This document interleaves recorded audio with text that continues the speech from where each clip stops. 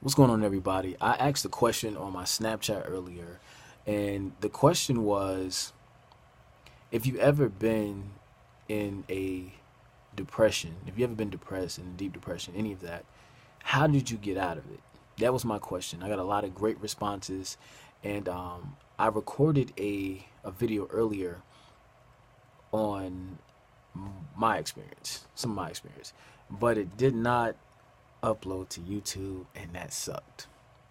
And so I'm here tonight, just going ahead and giving my 2 cents in on going through depression and how to get out of it. Like something like if you're in a regretful stage.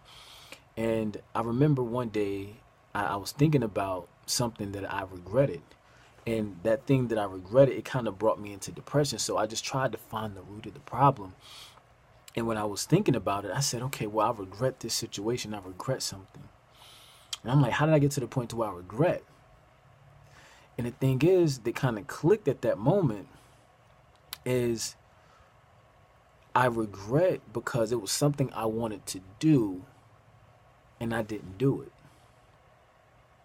Now, there are things I know that can come into our life that we do that may be a bad thing, but we don't regret it. We just like, yo, we know it's bad, but I don't regret what I did. I wish I didn't do it, but I don't regret it because it's something that I wanted to do. And a lot of times you even find people like on their deathbeds, when they ask them, some questions, what do you regret? And a lot of times it's not what they've done, but it's what they didn't do. So I found out that in that moment, it was something that I did not do. So how do you get to a regretful stage where it actually brings you into depression? That could bring you into depression. So I thought about it. I said, for me, it was having fear. And then it was fear, then it was being lazy. Now, the fear part is, is false evidence appearing real. You can either fear everything and run, or you can face everything and rise. It's a choice. So fear can stop you from doing so much, from speaking to people. If there's a girl or a guy that you're trying to date, or somebody that you want to be with, if you want to move forward into marriage, if it's something that you want to talk to about with your boss, or some idea that you want to share, something that you really want to do, if you let fear control you, it can bring you into depression because you're not doing something that you really want to do. It might be going into the military. It might be something like a decision because you'll be thinking about it years later, like, I wish I had done it. I've heard it many times from different people in my family, different kind of friends. Years later, I still hear the same thing. I wish I had went and did this. I wish I had did this. Like they still want to do it. Now, the laziness part.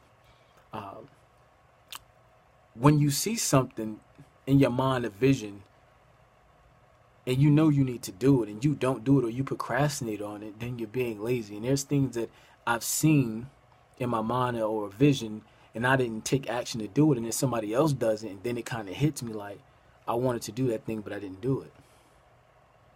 Or I didn't get up early, I didn't put the work in to get it. Now that's being lazy, and that can stop you from reaching your destiny, and that could bring you into depression. Because when you're not doing either the things that you're passionate about, and for me, it was things that I was passionate about that I wasn't doing that brought me to that stage, to that place in life, that fear and that laziness. That fear and that laziness. And one thing that I've learned is that the pain of discipline is nothing like the pain of disappointment. And that's the one thing I know that we should choose, is to choose the pain of this one. So we have to choose a pain regardless. We have to choose a pain. And I believe we should choose discipline.